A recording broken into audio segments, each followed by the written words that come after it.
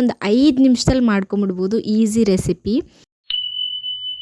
So hey guys, ಎಲ್ರಿಗೂ ನಮಸ್ಕಾರ, welcome back to my daily vlog. So as usual ಬೆಳಗ್ಗೆನೇ ಎದ್ದು ಒಂದು ಸ್ವಲ್ಪ ಬಿಸಿನೀರು ಕುಡಿದು, ಇವತ್ತು ಸಂಡೇ ಆಗಿರೋದ್ರಿಂದ ಸ್ವಲ್ಪ ಲೇಟಲ್ಲ, ಜಾಸ್ತಿ ಲೇಟಾಗೇ ಇದ್ದೆ.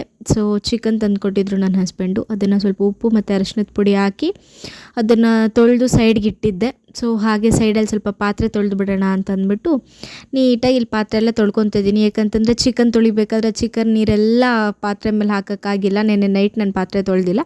ಸೊ ಅದಕ್ಕಾಗಿ ಅದನ್ನು ಸ್ವಲ್ಪ ಸೈಡಿಗೆ ಹಾಕಿ ಇವತ್ತು ನಾನು ಯೂಟ್ಯೂಬ್ ಚಾನಲಲ್ಲಿ ಒಂದು ಹೊಸ ರೆಸಿಪಿ ಶೇರ್ ಮಾಡಿದ್ದೀನಿ. ಒಂದು 5 ನಿಮಿಷದಲ್ಲಿ ಮಾಡ್ಕೊಂಬಿಡ್ಬೋದು ಈಸಿ ರೆಸಿಪಿ.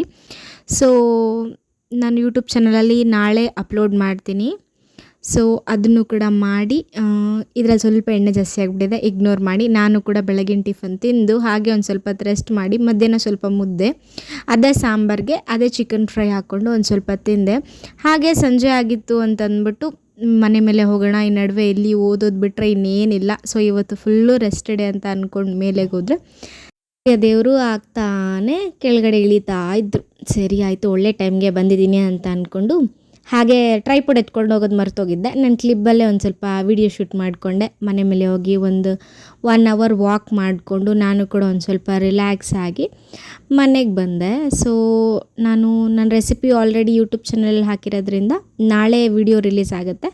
ಸೊ ನೀವು ಚೆಕ್ಔಟ್ ಮಾಡ್ಬೋದು ಒಂದು ಸಲ. ನಿಮ್ಗೇನಾದರೂ ಇಷ್ಟ ಆಗಿದ್ದರೆ ಒಂದು ಲೈಕ್, ಶೇರ್, ಕಮೆಂಟ್ ಮತ್ತು ಸಬ್ಸ್ಕ್ರೈಬ್ ಮಾಡೋದನ್ನು ಮರಿಬೇಡಿ ಅಂತ ಹೇಳ್ತಾ ಬಾಯ್ ಎಲ್ರಿಗೂ, ಟಾಟಾ.